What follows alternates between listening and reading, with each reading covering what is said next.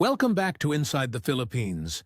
This is the channel where we sit down with the men who came here chasing something: love, retirement, a second act, a cheaper life. And we let them tell you exactly what it cost them. Tonight's story is different from most of the ones we run, and I want to be upfront about that before we start. His name is Doug Carrigan. He's 67 years old.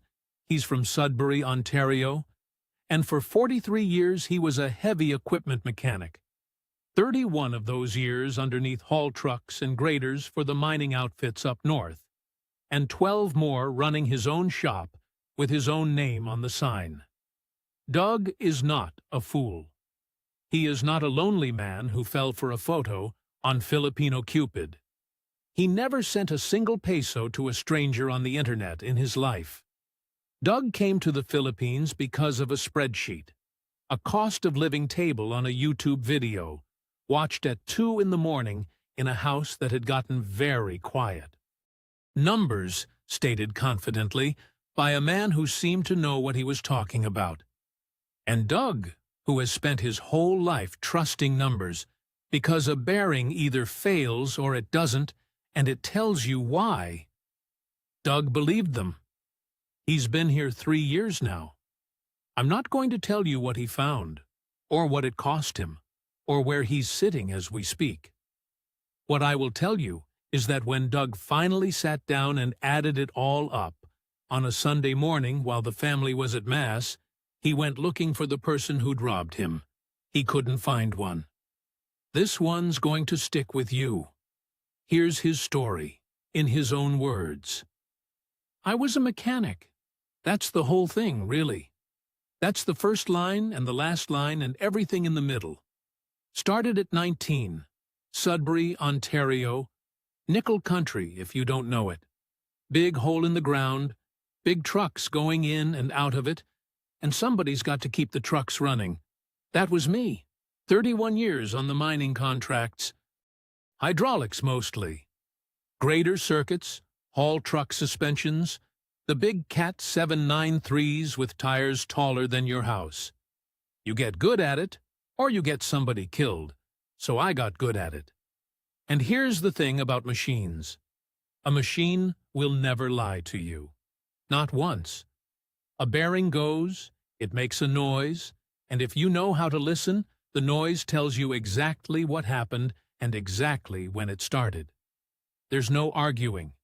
There's no politics. There's no somebody said something at a meeting. It's just true, and you fix it, and it's fixed. I like that. I built my whole life on it.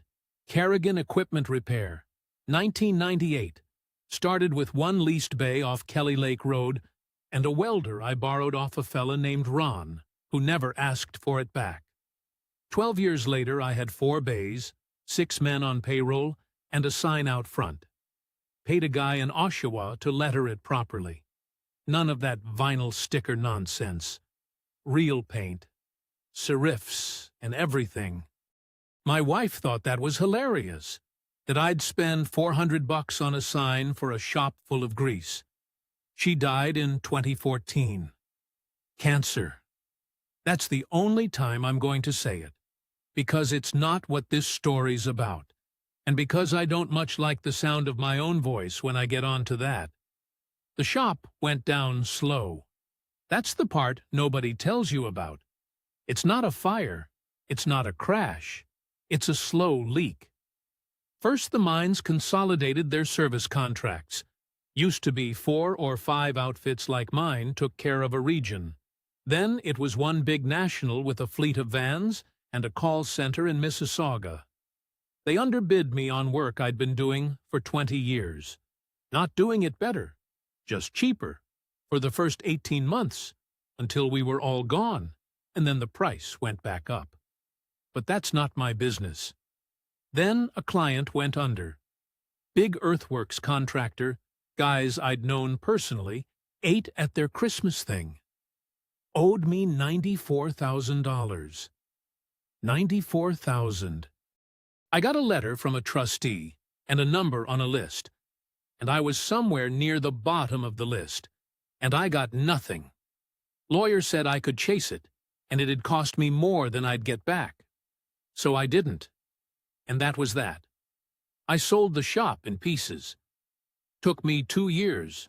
Sold the press first, then the lathe, then the parts washer. Sold the lifts to a guy in North Bay who low-balled me, and I took it because I was tired. Sold my tools, my own tools, the ones I'd bought one at a time since I was 19, some of them older than my son. Sold them in lots on Kijiji to men who didn't know what they were looking at. The sign came down last. I did that myself. Took the ladder out on a Tuesday morning in November, and there was frost on the rungs, and I took my own name off the front of my own building with a socket wrench. Then I went home. I want to be careful here, because I know how this sounds. I wasn't in a bad way. I wasn't drinking. I wasn't crying into a bowl of soup. One got up. I made coffee. I watched the driveway. That's the honest answer. I watched the driveway. Sat in the front room with the coffee and watched the driveway. And I did that for the better part of 3 years. Because here's what happened to me, and I didn't have a word for it then, and I'm not sure I do now. I had believed, really, actually believed, the way you believe a wall will hold you up, that if you do good work, and you do it right, and you don't cheat anybody, you'll be all right. That's not a philosophy. It's a torque spec. You do the thing correctly, and the thing holds. And it didn't hold. It came apart anyway. And I could fix everything in that building. Everything. Every machine in it, and the compressor, and the furnace, and the door that stuck in the winter. I could fix everything in that building except the building. I had CPP and my pension from the union years, comes to about $2,000 a month Canadian, give or take, and I owned nothing. And I had $61,000 in savings, which is what's left when a business gets picked clean and you're still standing there holding the bag with some dignity. 61,000 at 64 years old, in Sudbury, where a decent apartment eats 1,200 of your 2,000 and the heat eats another 200, and then it's February for 5 months. My son Brian's in Oshawa. Good kid. Well, he's 41, but you know. He came up for a weekend in the fall of 2022, and he sat in the kitchen and he looked at me for a long time and he said, "Dad, you're 65 and you're watching the driveway." I said, "I'm 64. He said, "That's what you took from that?" We didn't fight. Kerrigans don't fight. We just go quiet at each other for a few years. But he left on the Sunday, and I sat there that night and I thought, all right. So it's 2 in the morning, and I'm on the laptop, and I'm not even looking for anything. Just poking around. And YouTube throws me a video the way it does. Fella in a golf shirt sitting on a balcony. Big blue water behind him. Palm trees. Place called Dumaguete, which I'd never heard of in the Philippines, which I couldn't have found on a map inside of 30 seconds. And he puts a table up on the screen. Rent, 15,000 pesos. Food, 10,000. Utilities, 3. Motorbike, 2. And down at the bottom he says it, cheerful as anything. You can live like a king here on 800 US a month. Now, I've been called a lot of things. Stubborn, difficult, cheap. Nobody in 67 years has ever called me gullible. But I looked at that table, and it was laid out clean, in columns, with a number at the bottom, by a man who seemed like he'd actually done the job. And I believed it the way you believe a torque spec. I want to say this at the top, because I know what you're thinking. I know what this channel is. I've watched the videos. I did not come here for a woman. I'll say it twice, because nobody believes it the first time.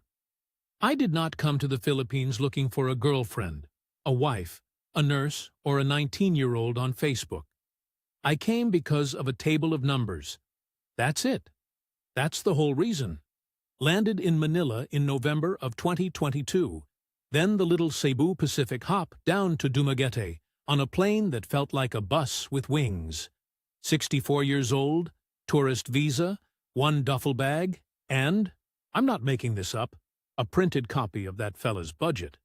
I printed it, on paper, folded it into the front pocket of the bag like it was a work order. I also brought a small toolkit. Just the basics, sockets, and a multimeter, and I remember standing in my kitchen in Sudbury feeling like an idiot for packing it. Retired man doesn't need a multimeter on a beach. Turned out to be the only useful thing I brought. Now. First 6 weeks. And I want to be fair here, because it would be easy to tell you this was all rot from the start. It wasn't. It was good. The heat hits you like opening an oven door, and then it just stays open, forever. And after about 10 days, you stop thinking about it. I found a place off the boulevard. 1 bedroom, tile floors, ceiling fan that clicked. $11,000 a month. Roosters start at 4. Not 1 rooster. 50. Every rooster on Negros. All of them furious about something. And at night, the karaoke, which is not a joke, it is a genuine feature of the landscape. Some neighbor murdering my way at 11:30 on a Wednesday. I loved it, honestly. Sat on the boulevard in the evening with a San Miguel and a plate of grilled squid off a cart. The tricycles going past. That smell. Diesel and charcoal and fish and rain about to happen. I hadn't sat outside in the evening in about 6 years. Bought a motorbike my second week. Kawasaki 150, used, 48,000 Philippine pesos. About 1,200 Canadian. Fella wanted 55, and I got him down, and I was pleased with myself. And I want you to hold on to that, because it's relevant to what happens later. I was pleased with myself for saving $300. And here's the thing that actually got me. Not the beaches, not the girls. And yes, they're there. And yes, a 64-year-old white man in Dumaguete gets looked at. And I noticed, and I did nothing about it. And I'd like credit for that, but I probably don't deserve it. What got me was that everything on that island is broken in the most interesting way possible. Tricycles running with the timing off by a mile, held together with wire and hope. Water pumps with hose clamps where the gasket should be. I watched a man in Valencia keep a Honda generator alive with a length of bicycle inner tube. Not because he's stupid, because parts cost money, and he's got none, and he is smart as hell. And he's made a repair I would have been fired for, and it's been running 2 years. 43 years of my life, I looked at broken things. Suddenly, I was surrounded by them. And I'd catch myself on the bike, at a stoplight, staring at somebody's exhaust and thinking, that's a cracked manifold, I could sort that in 20 minutes. I hadn't wanted to fix anything in 3 years. Around week 4, I met the expats. That's a whole thing, and I'll be brief about it. There's a bar on Rizal Boulevard. You know the type. And there's a table. There's always a table. 6 or 7 men, 60s, 70s, San Miguel Light, and a lot of opinions. And within about 10 minutes, one of them's telling me, they're all the same, mate. Every one of them. They see the white face, they see the ATM, and another one's telling me about a condo in Cebu that isn't his anymore, and a woman he calls by her first name in a voice you don't like hearing. I sat there 20 minutes. Then I went home. Because I've spent my life around men who blame the tool for a bad weld. There is a certain kind of man who has never once in his life been the reason anything went wrong. And whatever those fellas were, I wasn't going to be that. Sat there thinking, you poor bastards, you got had, and now you've got nothing to do but tell people. I'll get to how funny that is later. Week 7. Sunday morning. I take the bike out past Valencia, up the coastal road toward Baking. No reason, just riding. And about halfway back, the engine goes hot and starts to rattle, and then just stops. Locked solid. Took me 10 seconds. Cooked it. No oil. And it wasn't me. I checked. I check everything. That's the disease. But the previous owner had run it dry at some point and glazed the bore, and I'd bought a bike that was already dying and I hadn't caught it. Which stung. That stung more than the bike, if I'm honest. 64 years old, $300 off the asking price, and I'd missed a knackered top end. So there I am, pushing a dead Kawasaki up a road at 10:30 in the morning in about 34 degrees. And I'm a big man. And I'm not in shape. There's a woman on the roadside with a food cart. Little steel thing, glass box on top, selling puto and boiled corn. She watches me for a bit. I must have looked like a man having a heart attack in advance. And she whistles. And about a minute later, a tricycle comes down from a side road with her cousin driving it. They load the bike in. Nobody asks me anything. Nobody negotiates. We just go. And I end up in a family compound about a kilometer up the hill. Concrete block, tin roof, corrugated fence, a mango tree, 3 dogs, a basketball hoop nailed to a post that no one was using because it was too hot. 6 adults, 4 kids that I could count, and probably more I couldn't. Somebody's laundry on a line, chicken walking through the kitchen like she paid rent. And in the yard, under a bit of plastic sheet, sitting on 2 blocks, a Kubota, little diesel irrigation pump. Old one, the horizontal single-cylinder, and it's got that gray-green look they get. I'm not proud of this, but I walked over to it before I said thank you to anybody. Asked if it ran. An older fella, this was Rogelio, and I didn't know it then, says no. Says it stopped last typhoon. 8 months ago. I said, "What have you been doing for water?" And he pointed at a bucket. 1/2 hectare, carrying water in a bucket. 8 months. 2 of the boys doing it morning and evening. I asked for a screwdriver. Took me 40 minutes. It wasn't clever. I want to be clear about that. I'm not the hero of this bit. Fuel line was clogged solid. Gunk in the tank. The lift pump was seized from sitting. Cleaned it out, freed the plunger, bled it, wound the crank. And it caught. Hammering away, that lovely stupid diesel racket. And blue smoke, and the kids all shouting. They wanted to feed me. Of course they did. They brought out rice and some fried fish, and I said no. And they brought it anyway. And I said I couldn't take payment for that. It's 40 minutes. It's nothing. And Rogelio said, I remember this exactly. He said, "Sir, you have given us back 8 months." Sat there on an upturned crate with a plate of rice on my knee. 43 years I fixed things and got paid for it, and it was fine. And it meant nothing. 40 minutes with a borrowed screwdriver, and I mattered. That's the hook. Not a woman. I want that understood. That right there is the hook. And it went in clean, and I never felt it. The woman with the food cart was Marilu, 46. Widow, husband drowned in 2018, fishing boat. She runs a little carinderia in Valencia, 4 tables, and she takes in laundry, and her hands look like it. She didn't flirt with me. Not once. Not a look, not a joke. Nothing. She poured me a Coke. She asked where I was from. She said Canada is very cold. And then she went back to work. And I noticed that she didn't. I noticed it the way you notice a bolt that isn't there. So I went back out there the next week, told myself it was about the pump. And it was, partly. That Kubota needed a proper fuel filter. The one on it was a cartridge that had been washed out in gasoline and put back. which is what you do when you can't get a new one for 1,100 pesos. And I could get a new one for 1,100 pesos. So I rode out with the filter in my jacket pocket. 25 bucks Canadian. Felt like nothing.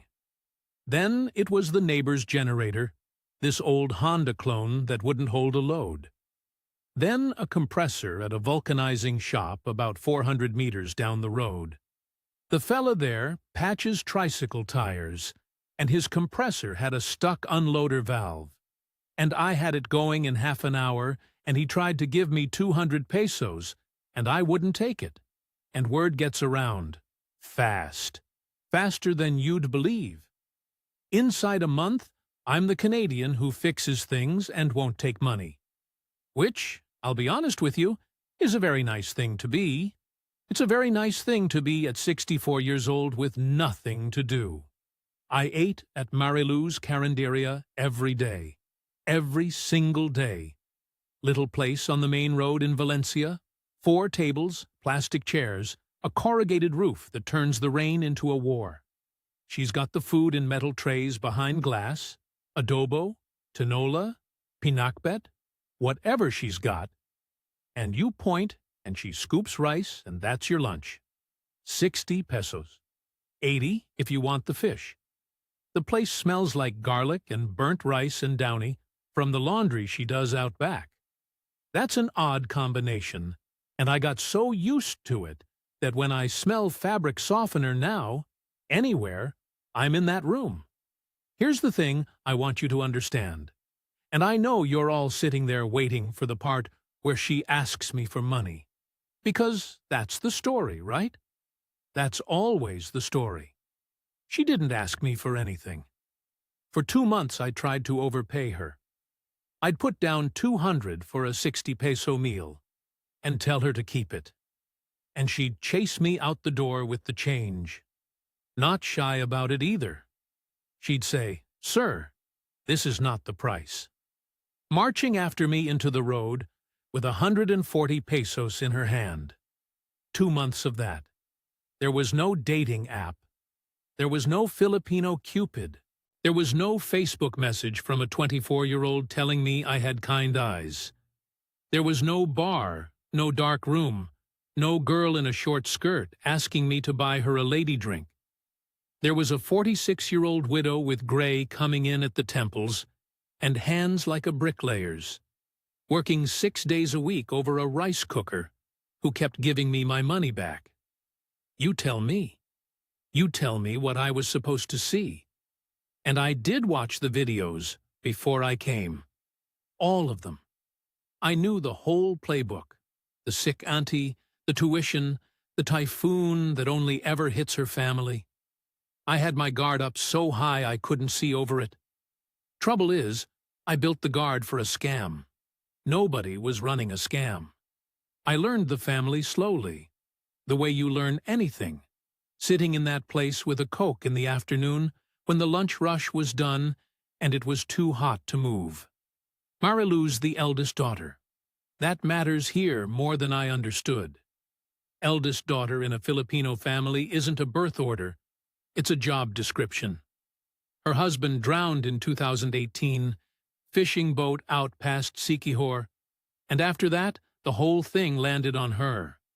Her father, Rogelio, the one who told me about the bucket, he's diabetic, 60-something, was a carpenter until his eyes went bad. Her mother, who never once spoke to me in English, and who I'm fairly sure ran everything. A younger sister, Jocelyn, 38, sharp as a tack and no work. A brother, Junjun, who drove a tricycle when the tricycle was running. And then the kids. Nieces, nephews, a couple of cousins' kids that were just sort of there. 11 people in that compound. Marilu's Carinderia, and the laundry, and Junjun's tricycle, feeding 11 people. And there's a word for what holds it all together. Utang na loob. They'll translate it for you as debt of gratitude. And that's right, but it's thin. It's more like, if somebody does something for you, you owe them. And you don't stop owing them, And it's not a transaction, it's a rope. And you don't cut the rope. Not ever. And I want to be straight with you, because it's easy now for me to talk about that word like it's a weapon. I admired it. I did. I sat there, and I thought, this is decent. This is how people are supposed to be. My old man's generation in Sudbury, the mining families, the Finns and the Ukrainians and the Italians on Kathleen Street, they were like this. Somebody's laid off, you feed them. Somebody's roof goes, 6 guys turn up on a Saturday. Nobody keeps a ledger. We lost that. We got prosperous. And we lost it. And I never noticed until I was sitting in a curanderia in Valencia, watching a woman give people food on credit that she knew she'd never collect. So no, I wasn't fooled about the culture. I saw it clearly. I just saw it from the outside like a nice engine running, and I didn't think about what happens when you drop yourself into the gearbox. Month 5, I moved in. That was my idea. Nobody suggested it. They had a spare room in the compound, concrete, a fan, a window with no glass, just louvres, and I was spending 4 hours a day riding back and forth to my place in Dumaguete anyway. And the rent there was $11,000 for a room I slept in. And here's the part, 1,000 howls, proudest of and stupidest about, both at once. I insisted on paying, sat Marilu down and told her, I'm not a guest, I'm a boarder. 12,000 pesos a month, call it 290 Canadian, for the room and my meals. She fought me on it, said it was too much, said the room was empty anyway. I wouldn't have it. 12,000, first of the month, in her hand. I was so pleased with myself. I thought I'd been very clever. I thought I'd drawn a line. This much and no more. I pay my way. Nobody's supporting anybody. It's clean. I thought paying market rate was a boundary. It was an opening balance. That's all it was. It was the first entry in an account nobody told me had been opened. And meanwhile, this bit's got nothing to do with them. This is just arithmetic. My budget was already rubbish. That table I printed. 800 US, live like a king. Right. Brownouts. Nobody mentions brownouts. Power's out 4-5 hours some weeks. And if you want a fan or a fridge, you want a genset. And a genset wants fuel. 1,500, 2,000 pesos a month? Easy. Aircon at night. Because I'm a Canadian and I could not sleep in that heat, I don't care what anybody says. That's 4,000 on the electric on its own. Bike fuel and repairs. Visa extensions, which nobody puts in the table because you're on a tourist visa and every couple of months you're back at the BI office in Dumaguete paying 3,000-4,000 pesos to keep existing. All in, month 5, I'm running at about 42,000 pesos a month. Call it 1,000 Canadian, not 800 US, not even close. And you know what I did? I shrugged. Because I'm a mechanic, and any estimate I ever gave a customer had 20% slop in it, and everybody knows that. So I told myself, the fella on YouTube was low. Fine. It's still cheaper than Sudbury. That was true. It's the last true thing I said to myself for about 2 years. Because I want you to hear this clearly, before the rest of it. I was happy. Genuinely, properly happy, for the first time since the sign came down. I'd wake at 4 with the roosters and the church bells from the Valencia church, and the kids already shouting. And I'd have coffee on a plastic stool in the yard while the mist came off the mountain, and by 7, somebody would be at the fence with a broken water pump. Marilu would come out around then with rice and dried fish, and she'd sit down next to me and not say much. That's the whole romance, if you want it. There wasn't a moment. There wasn't a declaration. There was a woman who sat down next to me every morning and didn't ask me for anything. And one day, I noticed I'd have died for her. Nobody conned me into that. That's what I need you to understand before I tell you the rest. Nobody conned me into any of it. I can't tell you when it started with Marilu. That's the honest answer. There was no night. There was no moment. I keep waiting to find one in my memory, and it isn't there. 1 month I was the boarder in the back room, and some months later I was the man she brought coffee to, and somewhere in between the door between us just stopped being closed. That's not how it goes in the videos, is it? In the videos there's a scene. The kids started calling me Tito Doug, Tito's uncle. Started with the little one, Kirby, 6 years old, absolutely feral, and then they all had it, and that was that. I fixed the water pump at the elementary school in Valencia because Kirby's teacher mentioned it at a fiesta, and after that I couldn't ride down the road without somebody waving.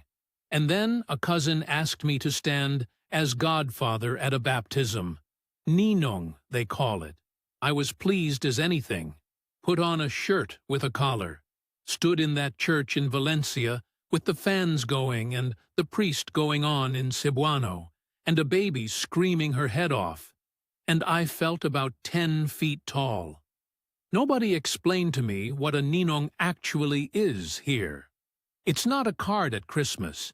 It's a permanent post, school shoes, tuition when it comes, money at graduation. It's a lifetime appointment, and I accepted it because I liked the shirt, and I liked being asked. That's my fault, that one. Nobody hid it. I just didn't ask what I was signing.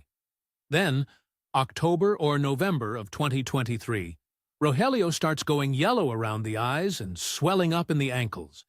He'd been diabetic for years, never managed it. You don't. Not on that income. The strips alone are money.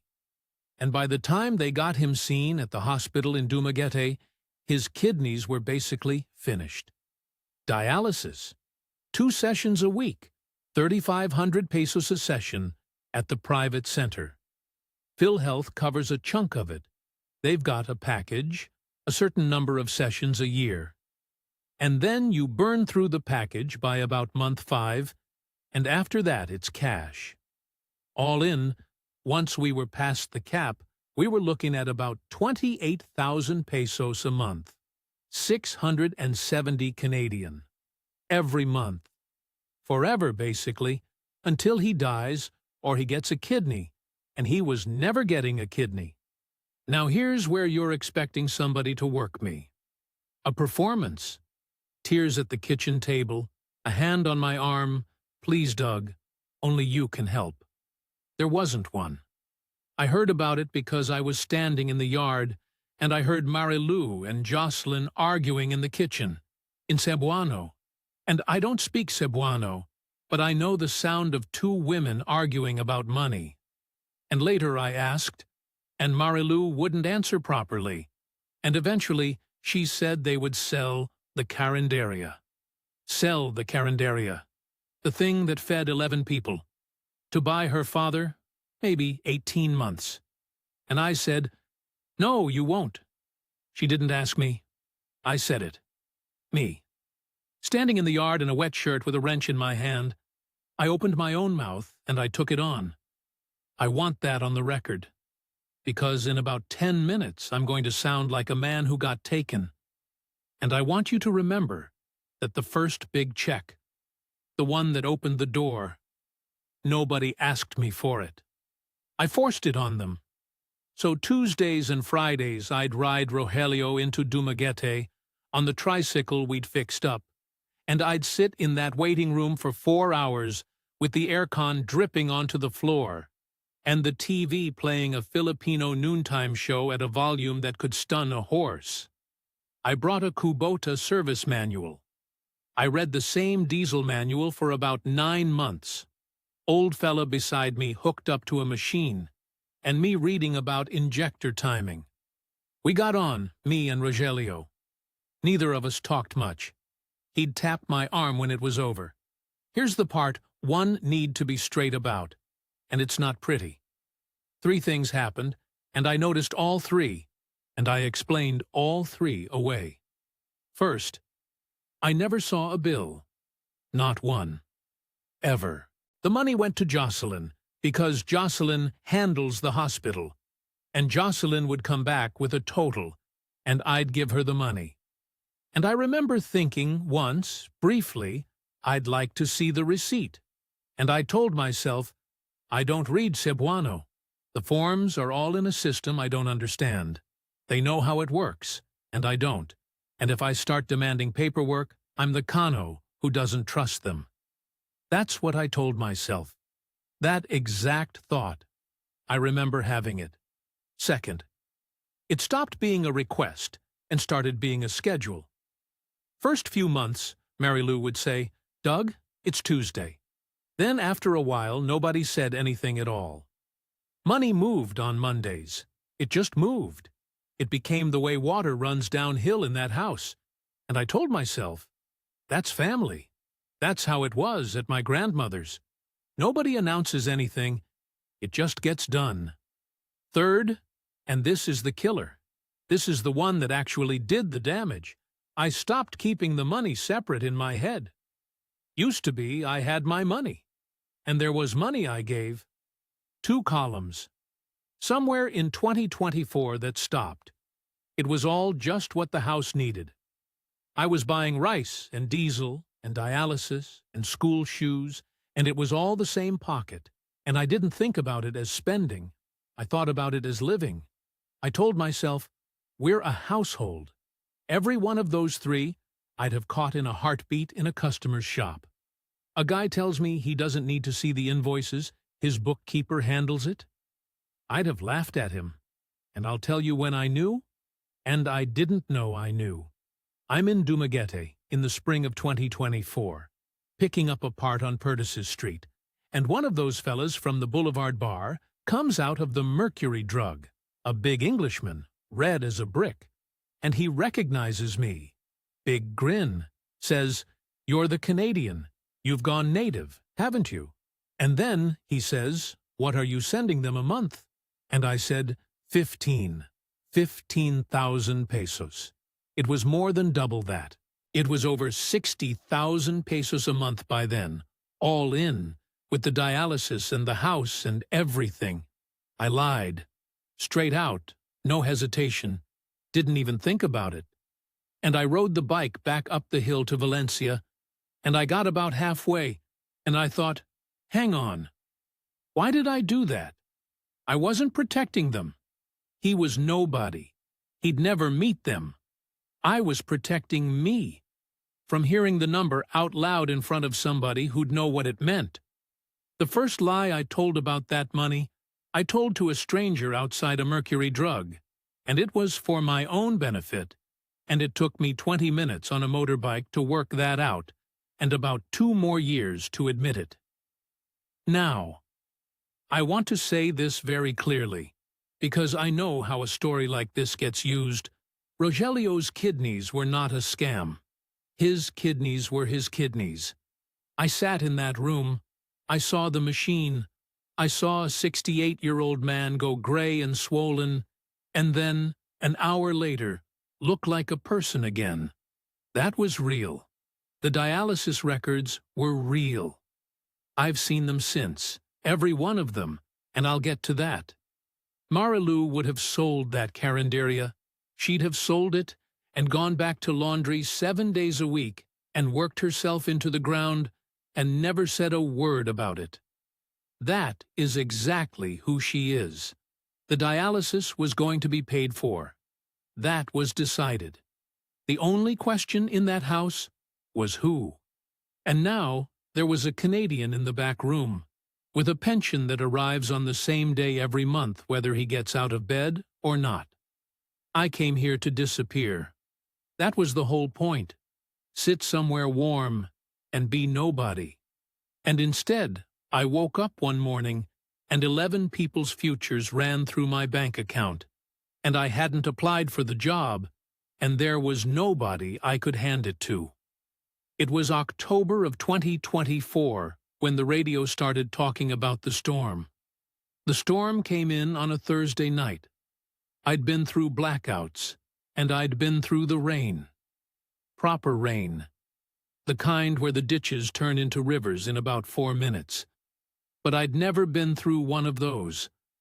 And I want to be careful how I describe it, because I don't want to make it sound like a film. It wasn't dramatic. It was loud and long and boring and terrifying, all at once, for about 9 hours. We put the kids in the middle room, the one with 2 block walls. Junjun and I put plywood over the louvres. Marilou's mother said the rosary for what felt like the entire night, out loud, over and over. And I have never in my life been so glad of a sound I don't believe in. Around 2 in the morning, the roof went. Not all at once. It goes in sections, corrugated tin, and each sheet leaves with a noise like a car crash. And then the wind's inside the house, and it's got the ceiling, and the water's coming down the walls. Nobody died. Nobody was even hurt, apart from Junjun cutting his hand on the plywood. In the morning, it was blue sky, unbelievable blue, the way it always is after, and half the roof was in the mango tree and the windward wall, the west side, block, badly built years ago with too much sand in the mix, had come apart from the top down. And I stood there in the mud, looking at it. Now, you want to know when I lost the money? It wasn't dialysis. It wasn't the sister. It was that morning, standing in the mud. And here's the thing that'll make you want to shake me. I was happy. I was as happy as I've been since I was 35 years old, because I looked at that wall and I knew exactly what was wrong with it. Sand-heavy mix, no proper reinforcement, hollow blocks laid by somebody's cousin in 2009. And I knew exactly how to do it right. And there was a job in front of me, a real one, 11 weeks of real work. I was out of that compound at 7 the next morning pricing rebar. I ran that build myself, every day, on site, with a spirit level and a notebook and a pencil behind my ear, arguing with a contractor from baking about rebar spacing because he wanted to run it at 60 centimeters and I wanted 40, and we settled at 40 because I was paying and because I was right. Sourced the hollow blocks from a yard on the Sibulan Road instead of the one his brother-in-law ran, which made me no friends. Mixed the mortar myself half the time because I didn't trust the ratios. Concrete roof, not tin. Poured slab with proper steel in it. And I remember standing in the yard the day we poured, covered head to foot, 66 years old, in about 36 degrees of heat, drinking a warm Coke out of a plastic bag with a straw in it. I'd have paid money for that day. And, well, I did. 240,000 pesos. About 5,700 Canadian. Now I want to walk you through what was going through my head, because I think this is the important part of the whole story, and nobody ever talks about it. I knew the law. I knew it before I got on the plane. A foreigner cannot own land in the Philippines. Full stop. You can own a condo unit, 40% of the building max, and that's it. Land, never. You put it in her name and it's hers. And every video on YouTube tells you this. And every bitter old bugger in every bar in Dumaguete tells you this. And I knew it. I never once asked whose name that land was in. Not once. 3.5 years. And here's the trick I played on myself. And I only saw it later, sitting in a chair I couldn't get out of. I told myself I wasn't buying anything. I wasn't investing. I was fixing a roof. Repairs. I'm allowed to do repairs. That's what I am. That's what I do. A repair isn't an asset. It's just putting a thing back the way it should be. I put 240,000 pesos of concrete and steel onto a piece of land I have never had, and never will have, and never can have, any claim to whatsoever. And I called it a repair. And I whistled while I did it. That's not a scam. Nobody scammed me. That's a man lying to himself in the only language he speaks. So then, the stack. Let me lay it out for you plain, because this is where the arithmetic turns nasty. Ongoing every single month. Household, 42,000. Dialysis, 28,000. That's 70,000 pesos a month before anybody sneezes. Call it 1,700 Canadian, against a pension of about 2,000. Then, on top of that, the rebuild, 240,000. Then Jocelyn's Sari Sari store, 120,000 pesos. Call it 2,850 Canadian. For stock, a chest freezer, a proper counter, the works. And you want to know why I said yes to that one? Because I thought it would make the asking stop. That's it. That's the whole reasoning. I thought, give her a business. She's got income. She stops coming to me. It was, in my head, a cost-saving measure. I'm going to let that sit there for a second, because it's the funniest thing I've ever done, and I still can't laugh at it. And then the niece, Rosalind, Jocelyn's eldest bright girl, wanted nursing. Private college in Dumaguete. 65,000 pesos a year. 1,550 Canadian. And I'd stood in a church and taken that appointment, hadn't I? I put on the shirt with the collar. The store lasted 7 months. I knew before anybody told me. I'd stop in and the shelves were thin. Same stock as last month, but less of it. Nobody restocking, because Jocelyn was giving it away. Not stealing, giving. Utang na loob, going downhill this time. Auntie needs milk for the baby. No money till Friday. Cousins out of work. Take the rice.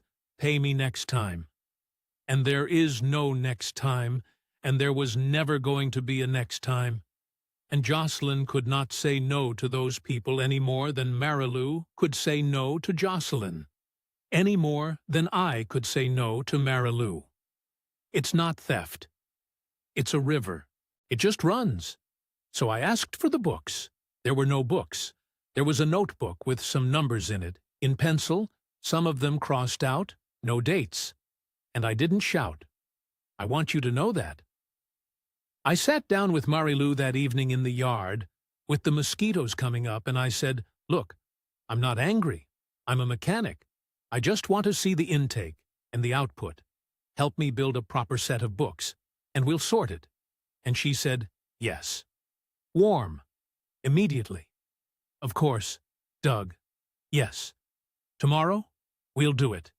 And nothing happened. I asked again the next week. Same warmth, same yes, same nothing. I asked a third time, and she smiled at me and said yes, and touched my arm, and I understood that I had run into something I couldn't get through, and that it had no handle on it, and that nobody in that house would ever once tell me no. You can't argue with a yes. That's what I learned. In Canada, if a man doesn't want to do a thing, he tells you, and you have it out. Here, they give you a yes, and the yes means nothing, and the yes is not a lie exactly. It's a way of not having a fight in front of everybody. Saving face, they call it. It's a wall with no door in it.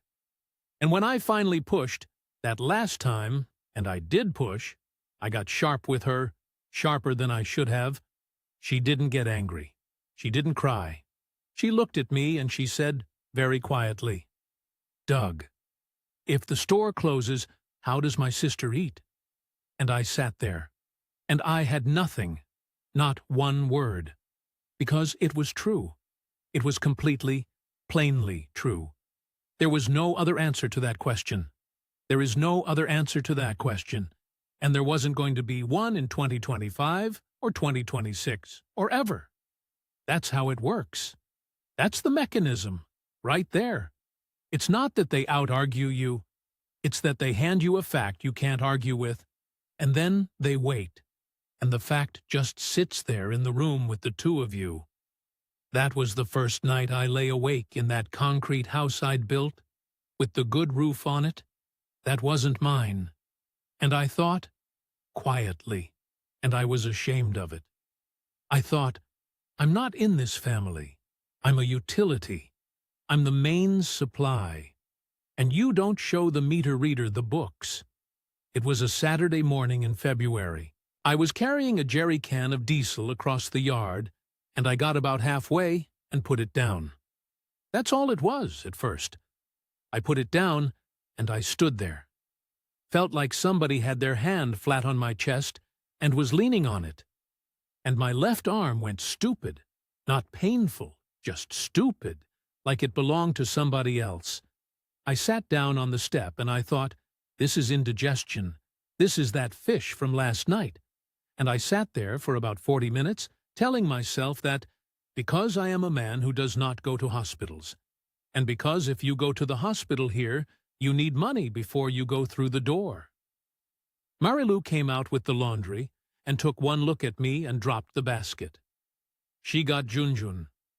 They put me in the tricycle, rode me down into Dumaguete at a speed that tricycle was never designed for, and the whole way she was holding onto my arm with both hands and praying in Cebuano.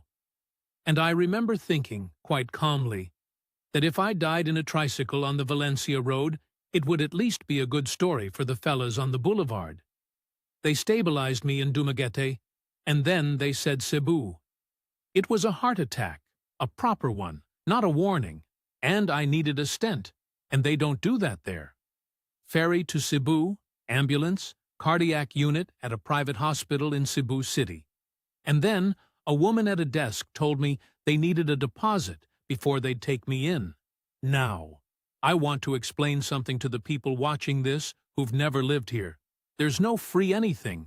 There's no OHIP card. You do not get wheeled into a theater on the strength of your dying. Somebody pays first, in cash or by card, in the corridor, while you're gray and sweating in a chair. 480,000 pesos, 11,400 Canadian. That was the number for the angioplasty and the stent and the 6 nights. I had no insurance, and I want to be honest about how that happened because it wasn't bad luck. At 62, back in Sudbury, I'd priced expat health cover for a man my age. It was somewhere north of $400 a month. And I looked at it, and I thought, I've never been sick in my life. I've never had a day off. I'm a big, strong ox of a man. I saved myself about $28,000 in premiums over 6 years, and it cost me 11.5 in one afternoon, and could have cost me everything. That's on me. Nobody else. Put that one in the ledger under stupidity. Marilou never left that hospital. 6 nights.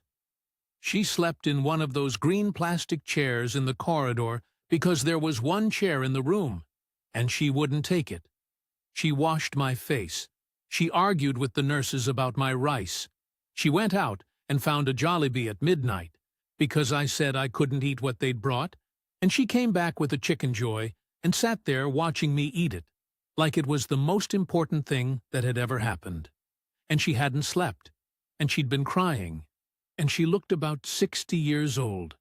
So before I tell you the rest, before I give you the number, I need you to sit in that with me for a minute, because I know what you want this to be. That woman loved me. She loves me. There's no version of this where that isn't true. They let me out and sent me home to the compound to sit still for 6 weeks. And a man who's not allowed to lift anything, or ride or work, in a house full of people who all leave in the morning. That man is going to find something to do with his hands. So I got out my logbook. You have to understand, I'd kept it from the first week. Not because I suspected anybody, because I'm a mechanic, and I've kept a book my whole life. Parts and labor, date, description, amount. 43 years of it. Habit, that's all. I wrote down every peso the same way I'd write down a set of glow plugs for a customer's tractor. 2 notebooks by then. The second one was one of those National Bookstore ones with the green cover. And there's a Sunday morning in March, and the whole house has gone to Mass. All of them, every one. They go at 7. And it's quiet, and the roosters are going, and I've got a coffee and a pencil. And I added it up. Not the household money.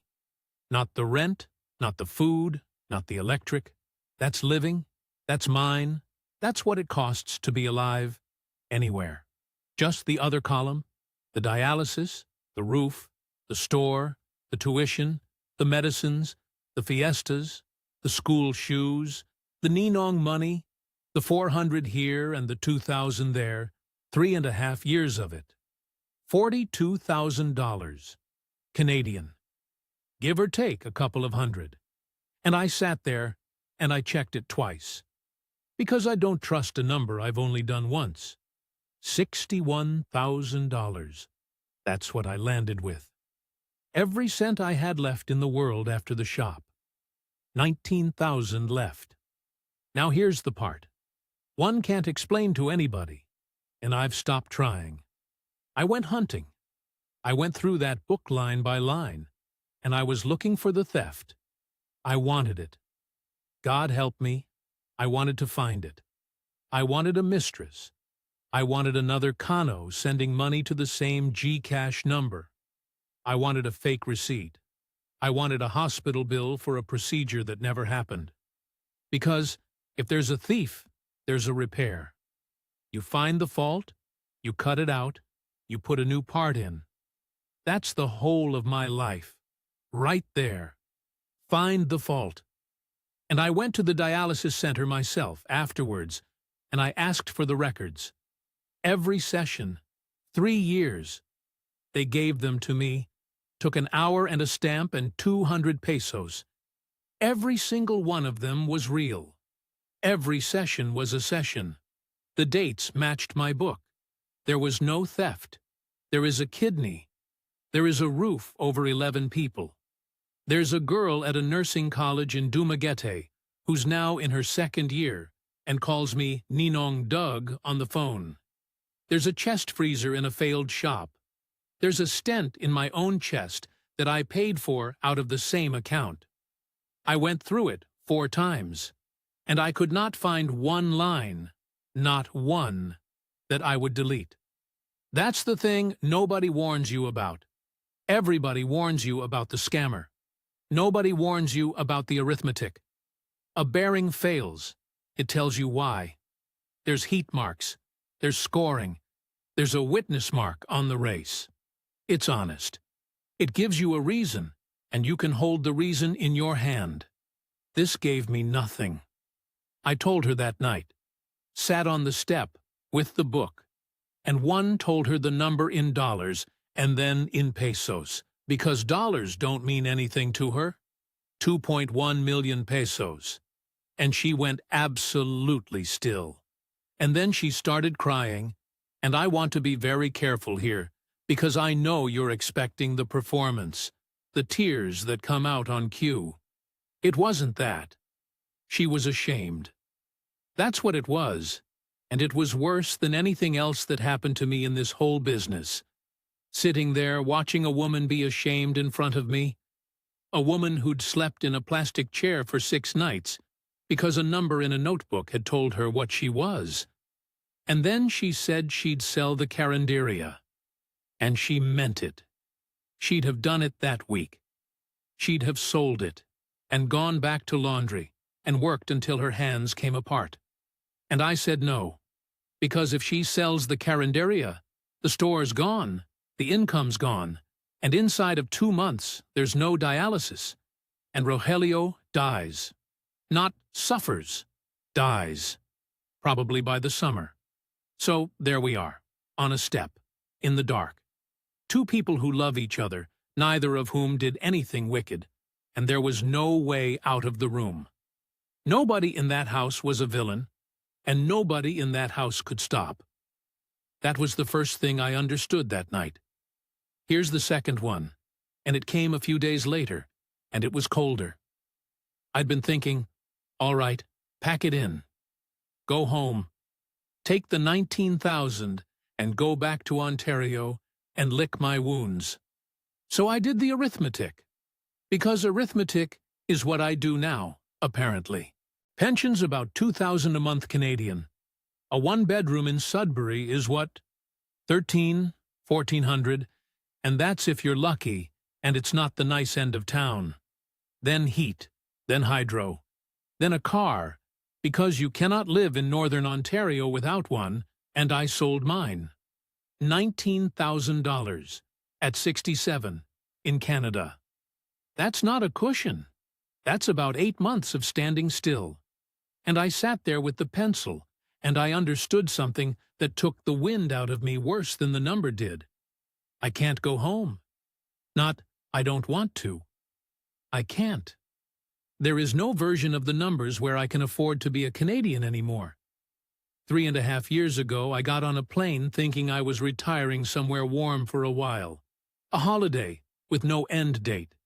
And I could come back any time. That was always in the back of my mind. The door's open. The door shut somewhere around 2024, and nobody told me. I never heard it. I didn't retire abroad. I emigrated. And I found out afterwards. So that's where you find me. Valencia, Negros Oriental, July of 2026. 67 years old. Still here, still with her. And I know that's not the ending you wanted. You wanted me on a plane. You wanted the bit where the wise old fella walks away with his dignity and a lesson. I haven't got a plane, and I'm not sure I've got the dignity either. But I'll tell you what I have got, and I'll tell you exactly what I did. Because that's the only part of this that's worth anything to anybody watching. First thing, the wall. 25,000 pesos a month. 600 Canadian. Transferred on the 1st, GCash, same time every month. And that is the whole of it. Dialysis, food, school, that's their money now. They allocate it, they decide. Not me. And there is nothing on top. No emergencies, no supplements, no just this once. Now I want to tell you how that actually went because people say, set a boundary, like it's a thing you do on a Tuesday afternoon. I said no 11 times before the 11th no was believed. 11. And every one of them was awful. The first one, Jocelyn needed 9,000 for something, and I said no. And she looked at me like I'd hit her. Nobody shouted. Nobody has ever shouted at me in that house. They just go quiet. And then it's quiet for 4 days. And you sit in the middle of that quiet, knowing you did the right thing and feeling like the worst man alive. Number 6 was a kid's school shoes. Actual school shoes, 400 pesos, $9. And I said no, because the wall doesn't work if it's got a gate in it. And I went and sat in the yard on my own, and I felt like scum. That's what nobody tells you. The boundary doesn't hurt them. It hurts you. It hurts you every single time. By about number 11, though, something changed. And here's the strange bit. It got easier for them, too. Because once the number is fixed, there's nothing to ask for. Nobody has to come to me with a face on. Nobody has to be ashamed. Marilu doesn't have to be caught between her sister and me anymore. The wall wasn't cruelty. The wall was the kindest thing I've done since I got here. Took me 3 years and $42,000 to work that out. Second thing, I went back to being a mechanic. I've got a lean-to on the side of the compound now, a bench, a decent vise, and a set of tools I've been buying back one at a time. Which, if you've been listening, you'll appreciate. Pumps, gensets, small diesel, tricycle engines. Everything on this island is still broken in interesting ways. 18 to 25,000 pesos a month, depending. 4 to 600 Canadian. It's not a fortune. It's the difference between the pension covering us and the pension not. And I'll be straight with you about the legal side because you'll ask, I don't own that business. I can't. It's Marilou's, on paper, and the permits are hers, and if it ever went to a court, I'd be the fella who lent her some tools. That's the reality of doing anything here as a foreigner, and anyone who tells you different is selling something. So I've done the only thing that makes sense. I'm teaching Junjun 2 years now. He's better with electrics than I am, and he's slow with diesels, but he's careful. And when I'm gone, that bench keeps running, and the money doesn't die with me. That's the only asset I can actually build here. It isn't a house, and it isn't land. It's a man who can fix a pump. Third, we got married. March this year, at the Municipal Hall in Valencia, 4 people and a fan. Not romantic, practical. It got me a 13 AA, permanent residency through marriage. So I'm not riding into the BI office every 60 days, like a man renewing a parking permit at 67. And I got health cover, finally, at an age and with a cardiac history, where it costs about triple what it would have at 62. Do it before you need it. That's not wisdom. That's just not being an idiot. And I was one. Now. The last thing, and then I'm done. That table. That fella on the balcony with the numbers on the screen. I want to say something in his defense, and it'll surprise you. He didn't lie about the rent. Rent is rent. $15,000 for a decent place in Dumaguete. That's roughly right, if you're single, if you don't need aircon, if the power stays on. His food number's a bit thin, but it's not fantasy. If you came here tomorrow, as a man with no connections, no wife, no family, nobody who needs you, you could live on that. Not like a king. But you could live. What he never mentioned, what none of them mention, not one, and I've watched them all, is the second column, because there are 2 columns. Column 1 is rent and rice and diesel. That's the one they show you. That's the one you can budget. Column 2 opens the day somebody in this country starts needing you. And it doesn't matter whether it's a woman or a family, or a fella down the road with a dead generator. The moment you become the Kano with the pension in a place where the pension is more than everybody else has got, column 2 opens, and it has no ceiling, and it has no invoice, and nobody ever tells you it's been opened. It's not a cost. That's why you can't budget for it. It's a relationship. And relationships don't come with line items. $42,000. And I've been through that book more times than I can count, and I still cannot find the line I'd take back. The kidney's a kidney. The roof's a roof. The girl's in her 2nd year at nursing college, and she calls me Ninong Doug. Nobody stole from me. I just said yes about 40 times to something I never once put a price on. If you're watching this at 2 in the morning, on a laptop, in a cold house, with a video about $800 a month, I'm not telling you not to come. I'd come again. I would. That's the truth, and it makes no sense, and I don't care. I'd just come with the 2nd column written down. That's all. Write it down before you get here. Put a number at the bottom of it. And then hold that number, because I promise you, nobody in this country will ever hold it for you. They can't. They love you too much, and they need you too badly. And both of those things are true at the same time. And that's the whole problem in one sentence. That's Doug. He's still in Valencia. He still fixes pumps. As far as we can tell, he's all right. Here at Inside the Philippines, we get a lot of letters, and I want to be honest with you about which ones we get most. It isn't the scammer. It isn't the girl with 4 boyfriends and a GCash number. Those stories exist, and we've told them, and we'll tell them again. But the letters that come in every week are Doug's letters. Men who can't tell you what went wrong. Men who went through their own bank statements looking for a villain and came back with a hospital, a roof, and a sister who couldn't eat. That story doesn't get a lot of views because there's nobody in it to hate. So let's be clear about what happened here. Marilu is not a scammer.